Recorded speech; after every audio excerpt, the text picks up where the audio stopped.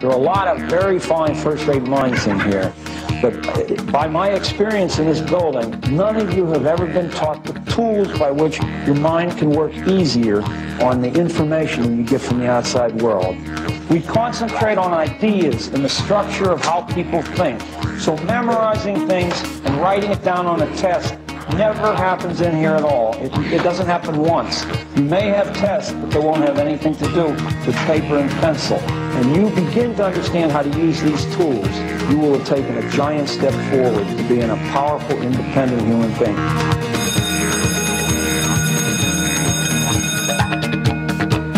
Hey everybody, this is Brett and welcome to School Sucks Live. Tonight, I'm going to start out in the studio alone, but on the phone with me is Mr. Stefan Molyneux. Steph, how are you doing tonight? I'm great, Brett. How are you doing? Happy New Year, brother. Happy New Year. Glad to have you back. It's been, well, you were on with us at PorkFest briefly, but before that, it was sometime in 2010 that we got together to do a show. So a lot has happened. You've had a lot more time to be a dad during those 2 years. Your daughter's growing up. She's 4? 3? Yeah, she just turned 4. Education has begun. Oh, boy. Education began at the very beginning. I remember when she was fairly close to newborn, a couple of months old. I used to lie her on her back and grab her feet, sort of put them up to her bum, and then she could push herself forward along the ground. And I think that's one of the reasons why she walked so early, is she really enjoyed having that kind of control, being able to push herself. I remember going up and down the hallway a whole bunch of times. And so, yeah, the education has begun. And I think, as most parents will attest, it's a completely mutual education. I'm certainly receiving as much, if not more, out of it as I'm putting in. So it's a real privilege and a pleasure. Oh, I bet. And have you, I've seen some discussions between you and Dana Martin. Has she sold you on the idea of unschooling? Because I remember you being a little bit skeptical. Yeah, she certainly sold me on the idea of unschooling, in that it's kind of in the mix of things to consider, which I wouldn't really say that it was before. So, I mean, homeschooling was kind of radical enough for me, but unschooling is really pushing the envelope. And her idea of sort of stuff happens and you just kind of let kids learn and make their own mistakes. It's so counter to not just my upbringing, but what I understood as upbringing growing up. So I'm still trying to square that circle in my head, but she's definitely making great progress at dissolving the toilet trained at gunpoint fascist chains that unfortunately was my heritage. So I guess she's appealing more to the Irish side of me than the German side. And you spent some time in boarding school, correct? I did. I spent a couple of years from 6 onwards in boarding school, also known as a breeding ground for the Orwellian style colonial dictators that they needed to run a fairly brutal empire. You know, separation from the young, fear of authority, exposing you to lots of very harsh peer pressure and canings and all of that kind of stuff. It's good at stripping out any remnants of empathy that you don't want bleeding in to the consciences of the upper class. So, yeah, very effective, and I'm very glad it wasn't longer than it was. Well, yeah, I wanted to ask you, you know, something that I run into a lot with the people that I interact with here in New Hampshire. Something that people say is, well, you know, I always understood this stuff. I always understood that the school system was corrupt. The school system was, you know, this attempt to get me to be obedient and to conform and to control my behavior. And, you know, I always knew the state was bullshit. And I'm really surprised to hear these things, because I was deeply confused about a lot of these issues for a long time. And I remember internalizing a lot of that school experience and childhood experience, probably. You know, I think for some people, this can continue right into adolescence as, boy, I hope I can figure out what's wrong with me, you know, because I'm not fitting into this this mold. So did you? Yeah, I mean, I was certainly a fine, good little status Christian when I was younger. I mean, I was brought up in the church. I was in the school choir, and we went to church several times a week. And whenever I'd go and stay with relatives, we'd go to church and so on. And I didn't have any sense at all that the world should be different than the way it was. I mean, there was lots about it I didn't like, but you know what? I didn't like going bald or being subject to gravity, but I just don't think these things are kind of optional. There was a lot I didn't like about the world, but I really didn't have any sense whatsoever, Brad, that could be fundamentally different than the way it was. I mean, that took Ayn Rand and a bunch of other thinkers, but mostly Ayn Rand, to sort of explore that possibility within me. So I rejected, but I kind of rejected it like I sort of sent my soul on a Samizdat mission, sort of sent it underground and said, well, there's lots about this I don't really like, but I better keep it to myself, because it's kind of not liking that it rains. You know, this is just the inevitabilities of living on the planet Earth. And so the fact that I didn't like it didn't really give me any sense that it could or should be different. So I certainly can't claim to have had any innate understanding. I mean, I remember as a kid just going, like, when we moved to Canada in 1977, and you could buy a candy bar for a dime. And I remember the price going up like crazy, and it sort of stabilized around sort of 80, 90 cents a dollar within a decade or so, decade and a bit.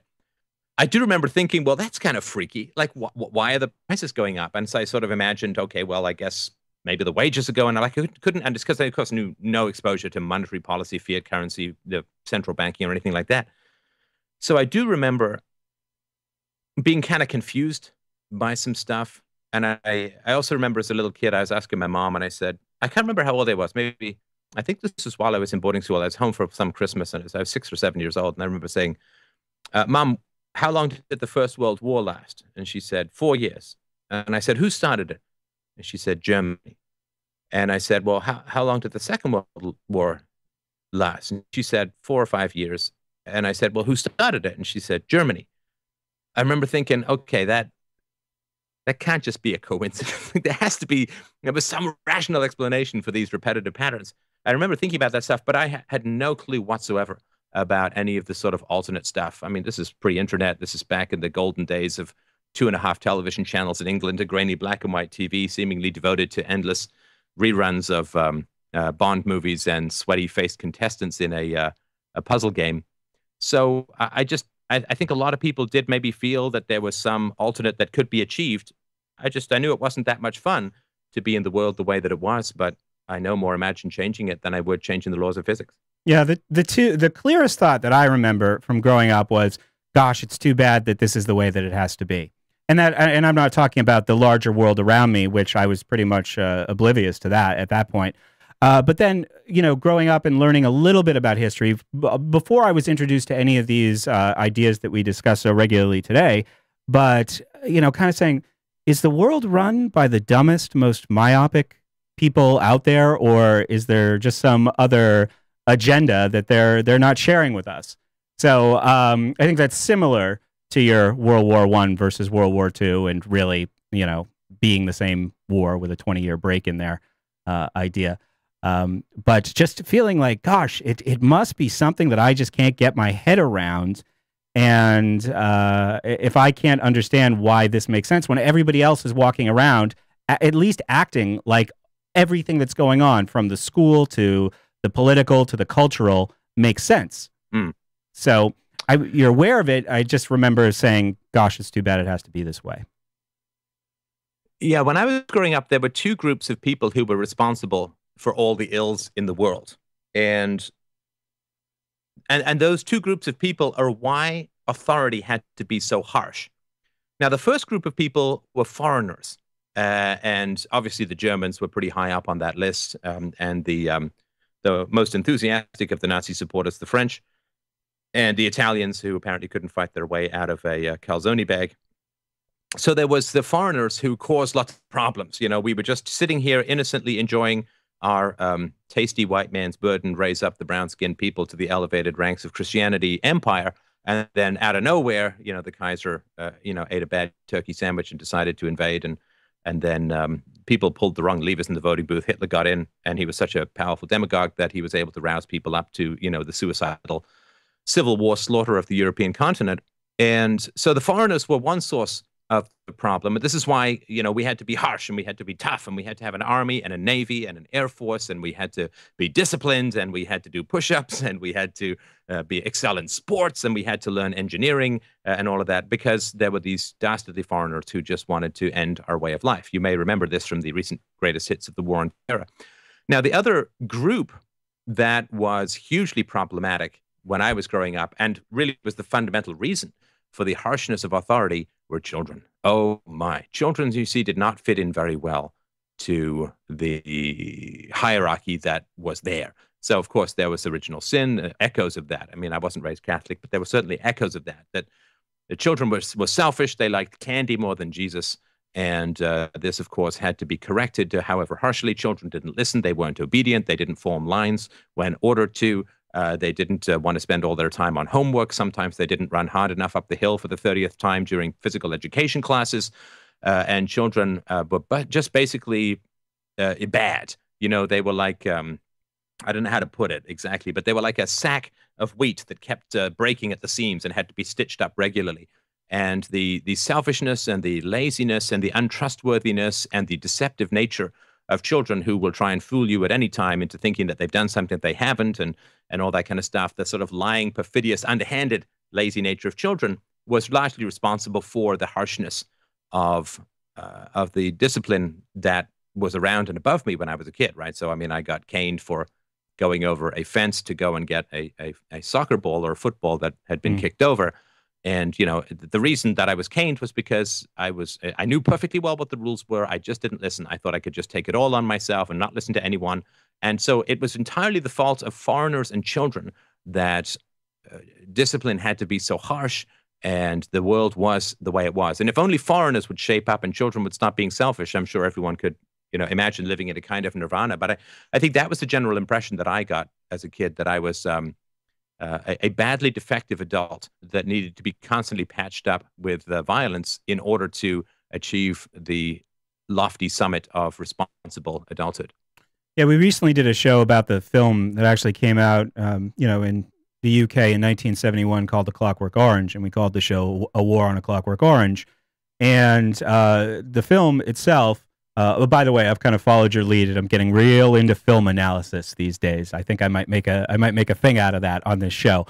But yeah, we were looking at the film, and not just so much the meaning of the film and the message of the film, but how the film became a lightning rod in British society for all of these problems that were already going on. You have that post-war shell-shocked or post-traumatic stress disorder generation becoming adults there. And I think that was a line that I used in the show, was when there's no foreigners around, you blame the kids. And it's really unfortunate that, Clockwork Orange became just a symbol of youth and all that was wrong, when in reality, what's first the author Burgess and later the filmmaker Kubrick were trying to do were, reflect problems that already existed.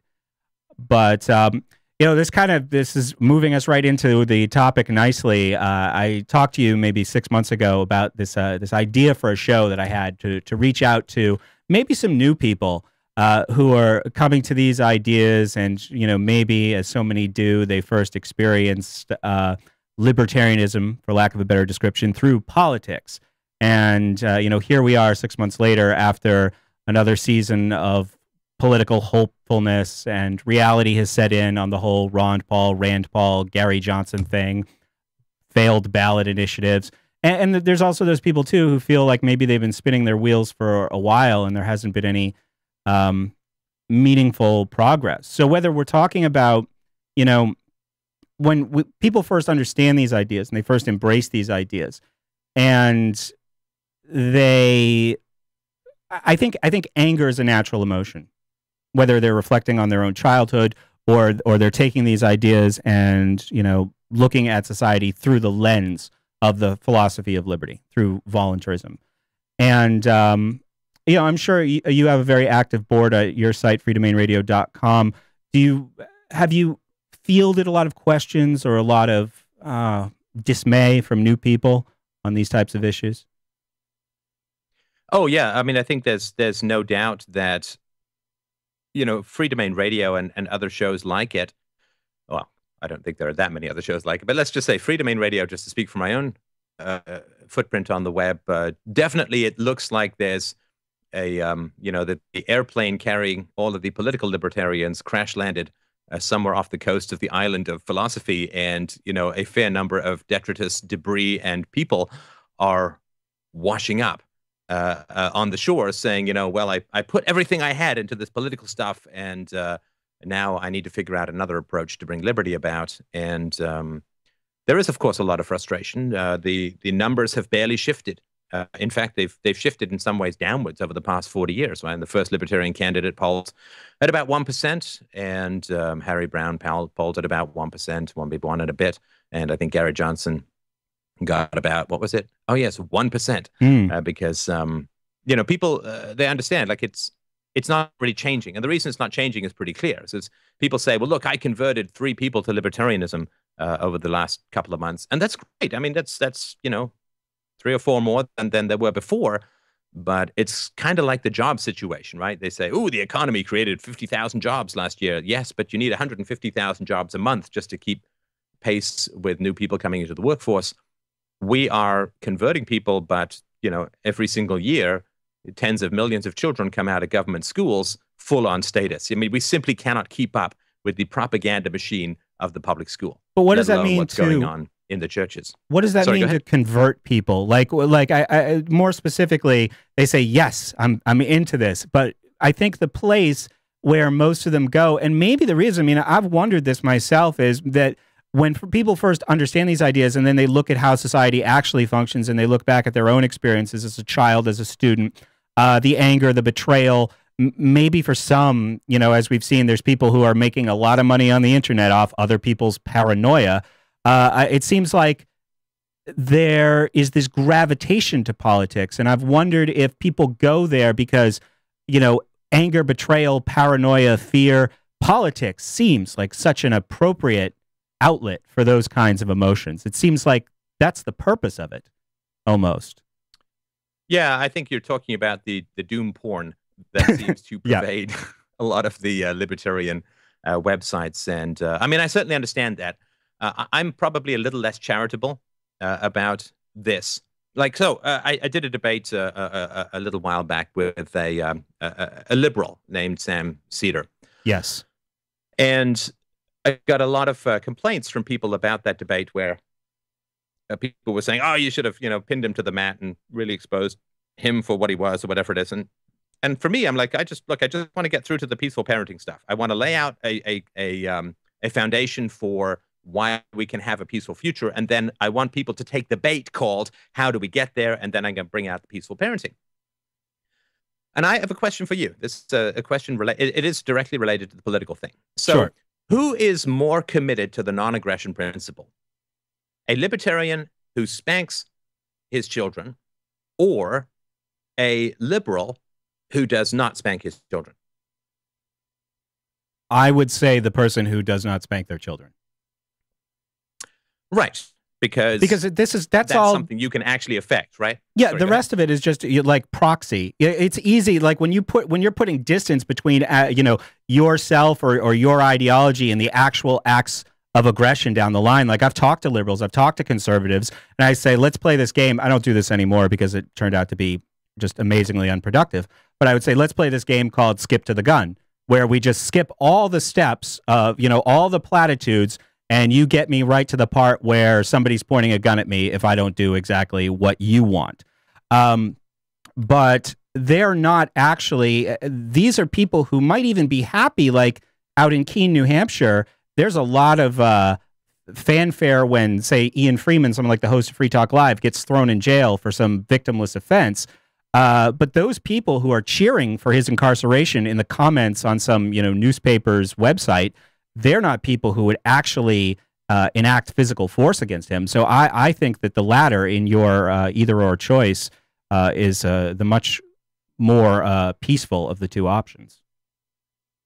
Yeah, I mean, I have for years been trying to stimulate a debate in the libertarian community about spanking children, aggression towards children, and it gets virtually no traction. I mean, there have definitely been some people who've changed their minds, and certainly, I mean, I've estimated tens of thousands of families as a result of my show have and the audience participation in my show have abandoned aggression against their children, which is an incredible footprint to leave in the world. I mean, it's like, you know, dropping roses all over the desert and having them grow. So to me, that's a wonderful thing. But I actually have more in common with a liberal who is peaceful with his children than I do with a libertarian who is spanking or yelling at his kids, because that is actually going to change, right? That the liberal who's not spanking his children is doing much more to bring about a peaceful, voluntary society than someone who rails against the Fed and spanks his kids, or justifies it, or defends it, or refuses to talk about it as a topic worthy of our attention. But you and I are not likely to go out and, you know, strangle hobos and hold up nuns or whatever it is. But the choice we're going to make about aggression and violence in our lives is almost entirely to do with child raising.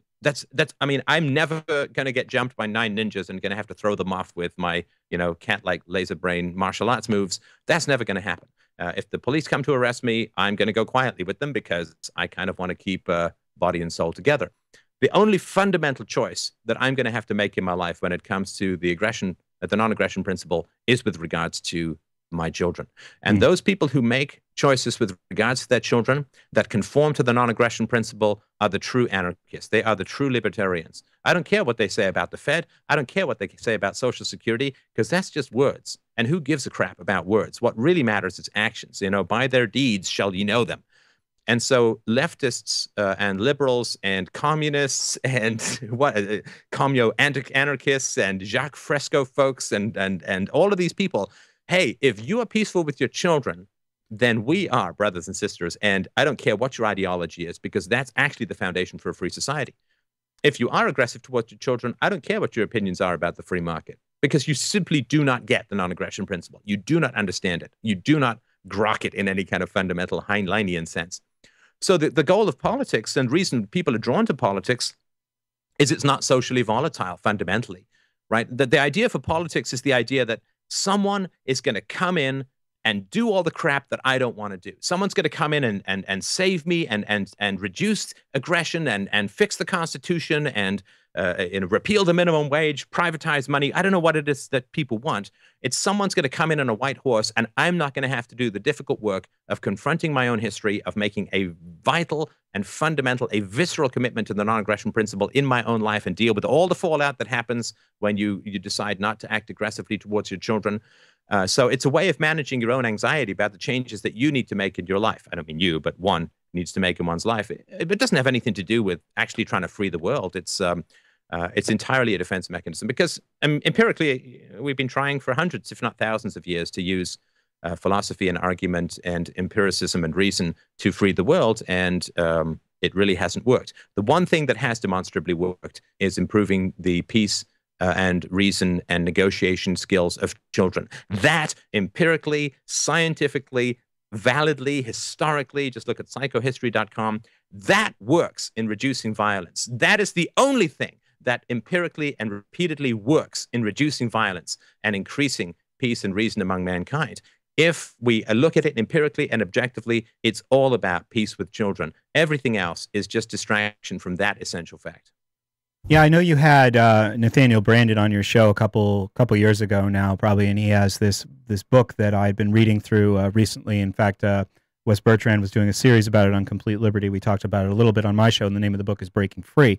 And, you know, when you describe these libertarians who wind up, you know, people who profess the philosophy of liberty and wind up, you know, striking their own children, he has this concept in the book, Brandon does, he calls it the inheritance. And, you know, I could just look at my own life and my own parenting, and, you know, I see where my parents came from, and my father especially, I think, wanted to do a better job with his children than his mother did with him. I think that's normal. I think that's certainly something that a lot of parents, maybe not, you know, people who aren't the best parents or even putting 100% effort into parenting, they say, gosh, I want to do better than my parents. And, you know, his upbringing was awful. So, but if you don't deal with the impact that had on you, you know, it doesn't, the inheritance is going to continue, basically. You're going to pass that on to your next generation, despite your desire to want to be a better parent, if you don't look at, how that affected you, then I think that's maybe one of the reasons that we see that kind of parenting, the libertarian who spanks their child, because they've never done the personal freedom stuff. Kind of goes back to the politics thing too, is, my first instinct when I learned about these ideas was to run to the thing that was furthest away from me, the Federal Reserve. Elect Ron Paul. Yeah. That the furthest thing away from things that I could actually control. And that was the idea with this red pill blues, is that, you take the red pill and you go and do all those things and you feel very small and you feel very defeated and you don't feel efficacious. And, I think unfortunately a lot of people give up and they don't start at, in the realm or the sphere, however you want to picture it, of things they actually could change and control in their lives. I certainly know that I didn't even look there for a long time. So, yeah, no, and I think that is very tempting because it is a lot safer than having to look at where can I promote the non-aggression principle in my own life. I know what you mean about parents, right? So there is all the way from, all parents do the very best they can with the knowledge that they have, all the way to some radical feminist thing that, all parents are patriarchal bastards who want to eviscerate their children with some sort of boar-tooth fangs of masculinity or something. But when I think about violence against children, I think about it often in terms of domestic abuse, right? So I don't know. I mean, this may be a little bit before your time, but sort of when I was growing up in the 70s, there was a really strong push towards awareness of domestic abuse. And domestic abuse basically meant husbands hitting wives, husbands beating wives, husbands mistreating wives. And it was really powerful propaganda. And I don't mean that necessarily in a bad way. I mean, it was a 30-second clip. You'd see them on TV. Spousal abuse is unacceptable. One hit and you walk. Any form of violence is unacceptable in human relationships. Like, don't stand for it. And as a result, then divorce rates went through the roof. I was talking to a friend of mine recently. She came back from Chile, and Chile has recently allowed no-fault divorce. The divorce rate is 80%. 80%, because you don't actually have to prove that you're being mistreated. You can just say, I walk from this marriage, and the whole family is falling apart there. And I don't remember, like when I was a kid growing up, and this happened all the way through my teens and into my 20s, I don't remember a single instance of anyone saying, well, husbands who beat their wives are doing the best they can with the knowledge that they have. They have really great intentions. Maybe they're just lacking particular skills. Like, I don't remember any of that. What I do remember was, they were really portrayed as bad guys, beating up their wives, yelling at their wives, abusing their wives, cutting off money from their wives, abandoning their wives, having affairs on their wives, ignoring their wives, whatever it is. The sort of male chauvinist pig thing. I don't remember any sympathy for the abuser. Now, I'm not saying that's right or wrong. I'm just saying that that's what I recall as a kid. And that is how I look at, to some degree, how I look at sort of the parent-adult child. When you're a child, you sort of struggle through as best you can. But the parent-adult child, I'm not sure why the standards suddenly shift, where we're not allowed to have any sympathy at all for a man who hits his wife even once, but parents who repeatedly hit their children, whether it's spanking or something even more serious, we have to start making up all these excuses for them. And I can't fathom that. I mean, other than maybe it's just a hangover of honor their mother and their father, the one commandment that we seem to be having a great deal of trouble examining rationally. But that's sort of where I come from. Like, I read on psychology websites that say, if he hits once, he's going to hit again. If he hits you for the first time, leave and never look back. But then when it comes to an abusive parent, the story completely changes. And it's like, well, they're struggling. They're doing the best they can. They themselves had bad childhoods. Like, I don't ever remember when I was a kid, if a husband beat his wife, I don't ever remember people saying, well, you see, but he had the husband had a difficult childhood. So she's really got to understand that he's struggling with that. And maybe he didn't prepare as much as he could for marriage, but he's doing the best he can. There was none of that. There was just a clear line drawn in the sand, and I think which had significant effects. I mean, abuse against women declined by 1/3 after no-fault divorce went in. It seems that promoting voluntarism within marriage has done a great deal to reduce spousal abuse. I also believe that promoting voluntarism in the parent-adult-child relationship is also going to do its part to reduce violence against children. So anyway, that's sort of where I'm coming from. And so I have a little bit less tolerance for, maybe a lot less tolerance for their doing the best they can argument, because I certainly never saw that when I was growing up for a far less egregious abuser than a parental abuser. No, my perspective is a little bit different, and I'm sure that's a question that you fielded countless number of times. My parents were really great. They did the best they can. You know, I know when I was growing up, this is something that I've discussed on the show before. You know, my mother was, you know, I would describe her today as sort of very weak-willed. She was very either emotionally distant or reactionary, like she would, you know, flip out about something. And there was very little in between.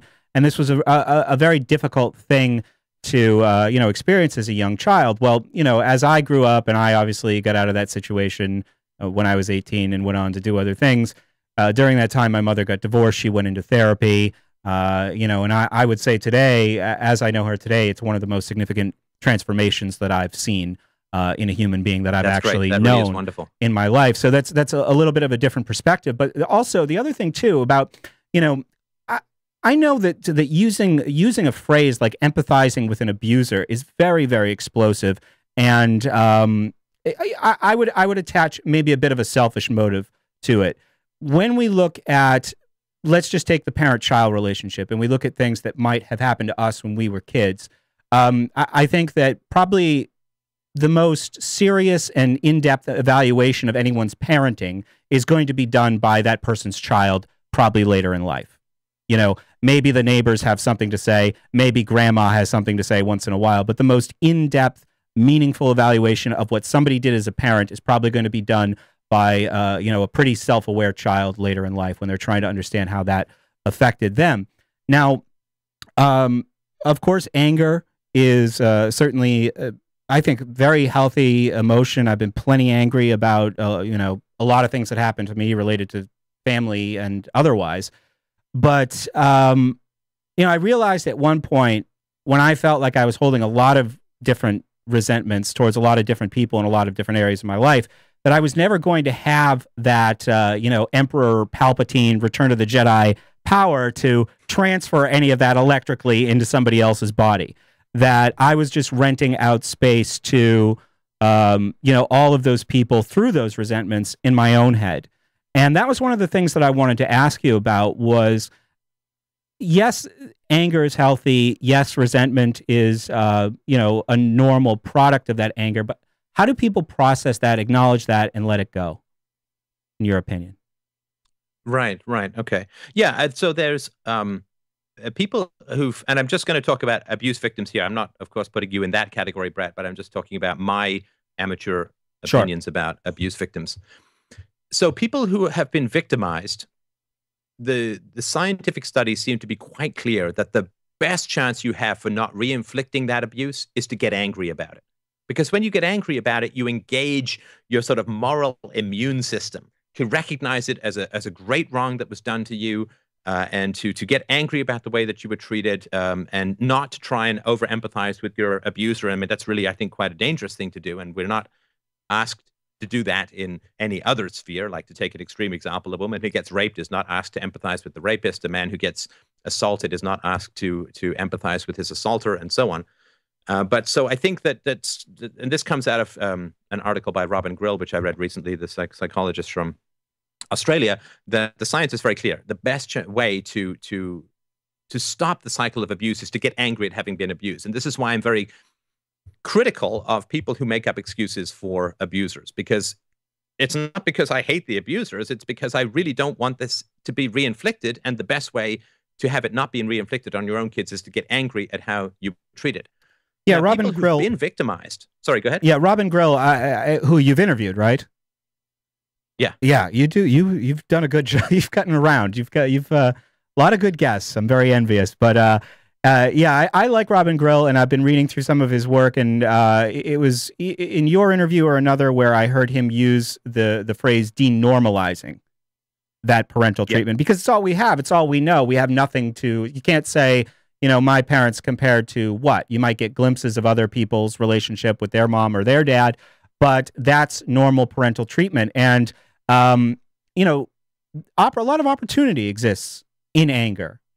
So I think that's what he was driving at, right? That getting in touch with that is a way to heal. But the problem is, of course, if you've been the victim of child abuse, I mean, child abusers don't harm you when they're calm. They don't harm you when they're happy.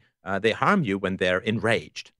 And so the great danger, of course, is that we then create this connection, which is that because I was abused when my parents got angry, anger is abusive. Mm-hmm. And that is a very dangerous supposition to have. It's perfectly understandable that we would have that.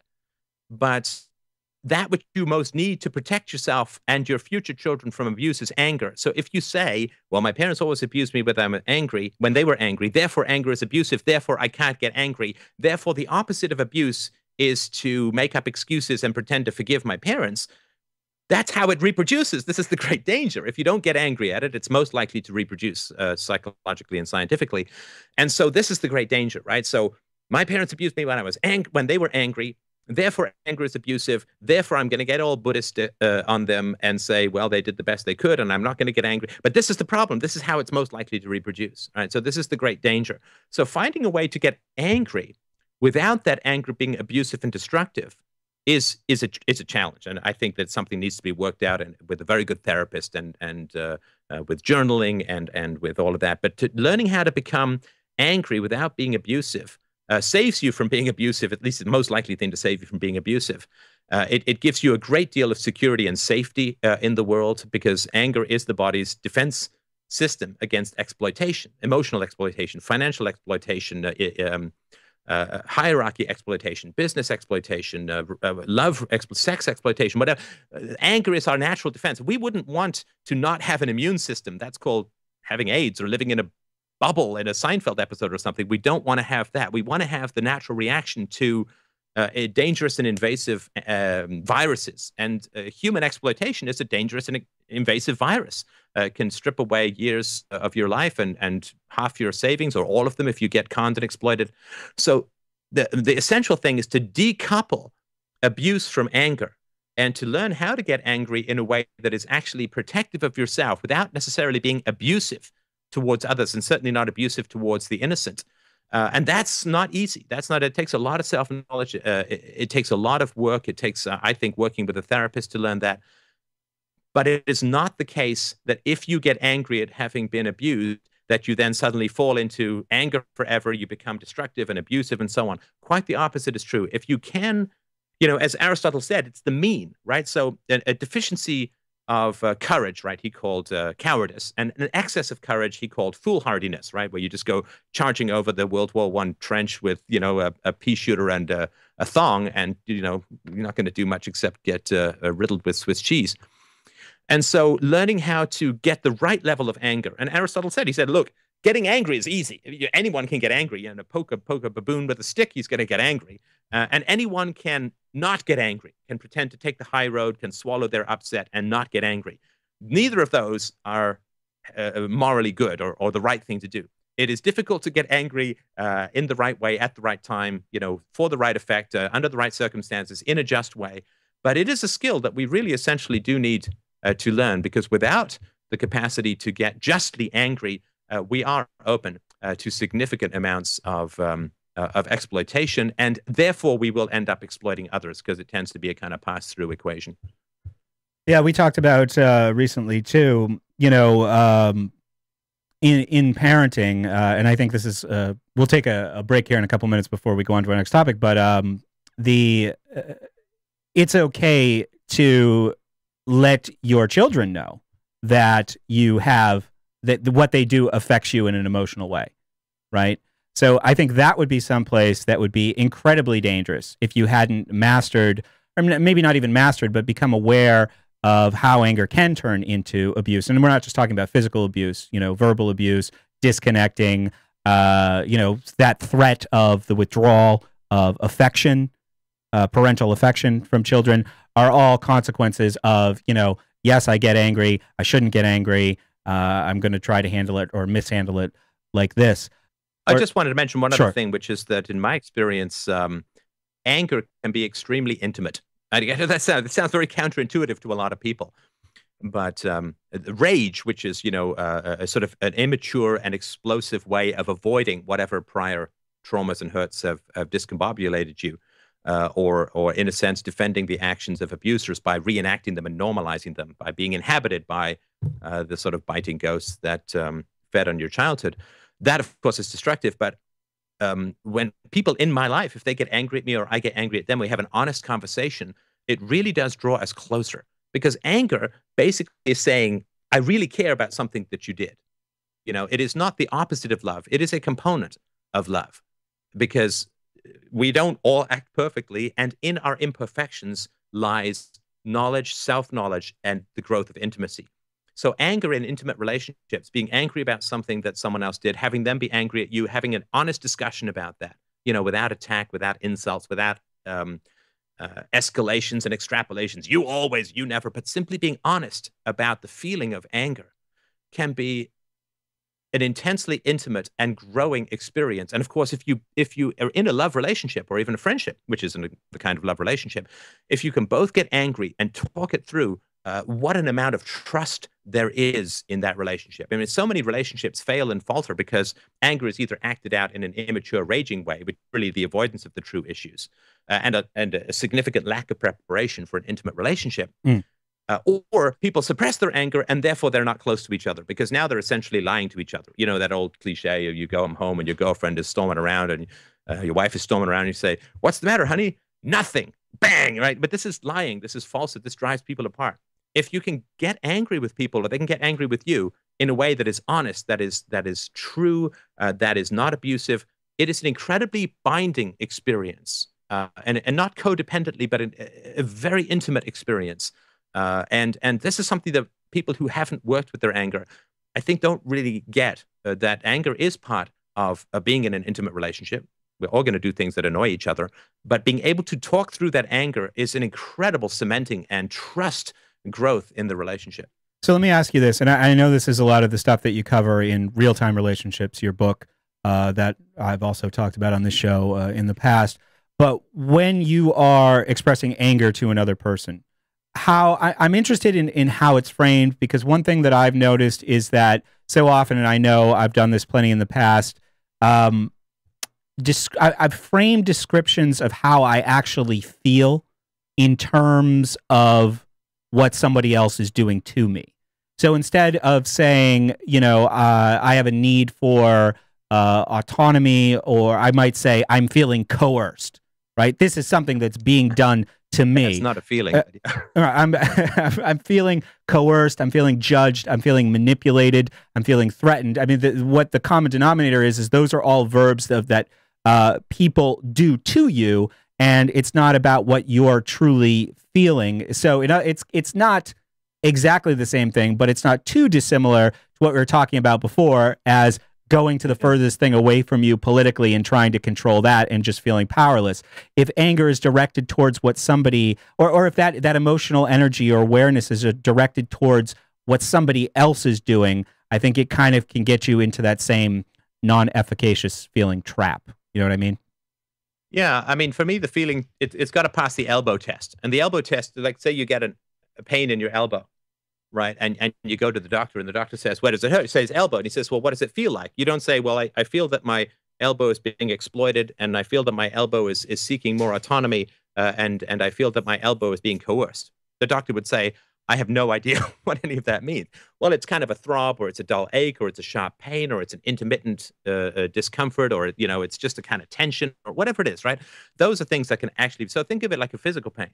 So if I'm angry at someone, if I'm angry at a friend, then there's two possibilities. Either I know exactly what happened, and therefore I can go and explain everything and so on, or since that never happens, I never know exactly what happened. I can go and say to my friend, "Listen, Bob, when this happened, when you said this, when I did that, I felt this physical surge of tension and anger. And I don't know why. I don't know why. Because generally that's the truth. In relationships, it's complex. It's really complex. To rush in with a conclusion doesn't open a dialogue, right? The moment you have a conclusion in an interaction, you are no longer having a dialogue. And to have a dialogue about anger, we have to be vulnerable enough to say, I'm angry and I don't know why. Because I guarantee you that's always going to be an honest statement. I do not know why I'm angry. I mean, it's a little different if someone drives over your foot. Then that's not what I'm talking about in sort of intimate relationship. You want to open up a dialogue about anger, and we tend to try and control the interaction by coming in with a conclusion, right? So as you know, in real-time relationships, I'm very much against coming into a complex, intimate interaction with conclusions. Well, you know, I'm angry because you said this, and that was insulting to me, and therefore you did the wrong thing, and it's all because of your relationship with your aunt Spider, and that's exactly what it is. Well, you can't go anywhere with that because you've just come in with all these conclusions. Central planning is a conclusion, right? This is why communism doesn't work. The free market is a dialogue. It's a negotiation about prices and needs and wants and preferences and services and goods and all this kind of stuff. Central planning is, you know, we need 500 tons of timber delivered to Minsk tomorrow morning. There's no negotiation, right? So you understand that to come into a relationship discussion with conclusions is to be a Soviet central planner. And it's really the opposite of a free market dialogue that's needed. So you go in, you say, I'm angry. I don't know why. It happened when you said this, but I don't know exactly why. What were you feeling? And then you can actually have a dialogue about it where you're really mutually exploring what happened for you in the interaction without coming to the inevitable self-righteous judgment conclusions called, you did X, you're a bad person, you made me angry. These things are generally not true. They're dishonest. And as a result, because they're both conclusions and therefore necessarily dishonest, they close off opportunities for exploration. And intimacy is curiosity and exploration. Okay, yeah, so I think we're both examples are similar in that it's jumping the gun, right? So whether you're jumping the gun in a way where you are passing a judgment on what the other person is doing, you're doing blank to me, or jumping the gun on the analysis of what we're actually feeling when in the moment you might not know. All right, that makes sense. Do you want to take a 2-minute break and then I'll bring in my co-host and we can do a little parenting talk before we let you go, Steph? Yeah, that sounds great. All right, so everybody, we will be back in, let's say, yeah, let's say about 2 minutes. This is School Sucks Live. We'll be back real quick. Steph, feel free to freestyle if you want. Freestyle rap.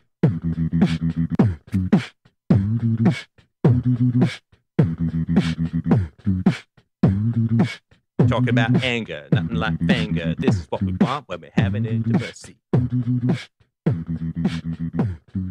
I'll stop now.